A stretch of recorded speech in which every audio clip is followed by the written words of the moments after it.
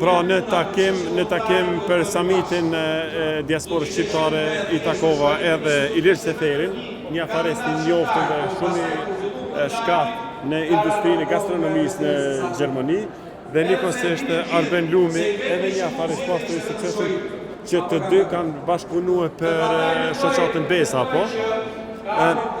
Ilir, faleminderit shumë për kohën, na trego si po e shef samitin e diasporës këtu. U gëzova që ju poshtë edhe ju ritakova realisht, faleminderit shumë për ftesën. Po këto samite janë të mira, por tani do të kalojmë besojmë në vepra dhe këto rrjetëzimet të kenë rezultate. Me thënë drejtën, jo që jam kritik, po më mungon pak një panel për real estate që është shumë aktuale për shembull për sidomos për neve që jetojmë në diasporë dhe duam të lidhim fëmijët tonë me vendin e origjinës, ka një panel për real estate, për mundësinë e investimeve në Shqipëri, për mundësinë e njohjes së bonitetit tonë që kemi në Evropë. Kjo më mungon një pak, ajo që ka qenë në samitin e portë të diasporës, e tha në fjalimin e tij edhe kryetari Begaj dje, bile mendova se ka marrë atë fjalimin e portë të Romës diasporën në samitin e portë, sidomos kur tha se ne do të investojmë që fëmijët e juaj ta mësojnë gjuhën shqipe, kur e dim që deri sot shteti nuk ka bërë dhe aq, për shembull në Gjermani në asnjë vend nuk funksionon mësimi plotësues në gjuhën shqipe për postën e Bayern, sepse ne nga Besa Foundation, Business Economic Society of Albania I paguan mësuesit tanë dhe këto na vijnë pak dora e shtetit. Përndryshe ne jemi shtet vetvetiu si shoqat edhe në Bayern, po edhe gjithandej në Gjermani dhe në shtete tjera, po është duke munguar ajo shkëndija kryesore që fjalët kalojnë në vepra.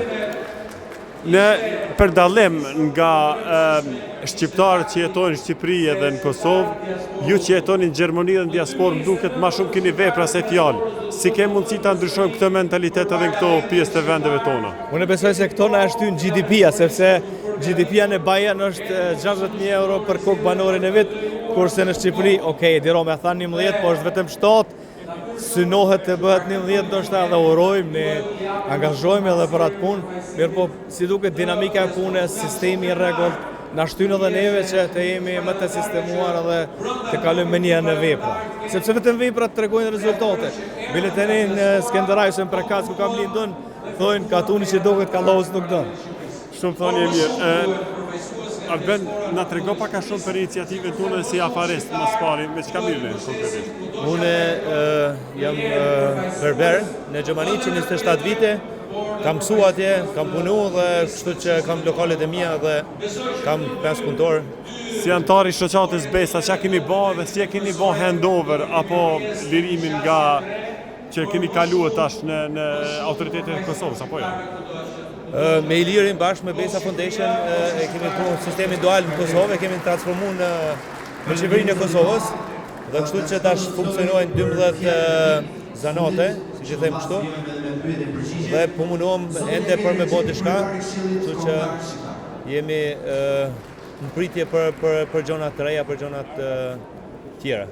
Perfekt, për real estate, a keni filluar diçka apo vetëm të ndëgjuar që të shihni ka mundësinë për me filluar një diçka të tillë? S'morë të shohim mundësinë e zhvillimit të këtij sektori, pastaj të shohim sepse ka edhe kolegë tonë gjerman që Shqipërinë me të vërtetë e shohin si një destinacion për investime të tilla, sepse Sponja, Italia këto u stërvjetruan dhe kjo kërkesë ose ky interesim do të vihet realisht në pa edhe të konkretizohet. Prandaj tash po s'ka ndonjë panel të tillë. Unë ju falenderoj edhe një herë për angazhimet, sidomos për punën që keni bërë për këto dual education apo?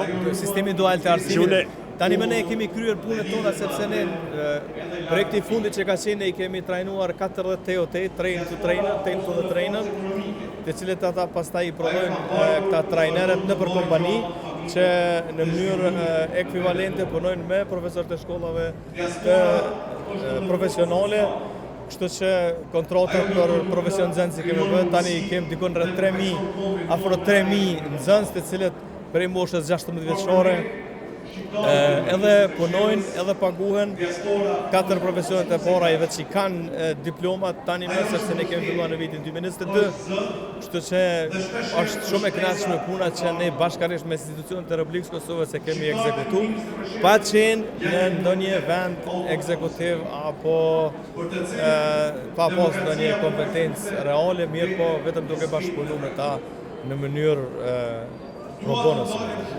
Unë ju falenderoj, ju respektoj për punën e madhe. Faleminderit. Shëndet. Faleminderit.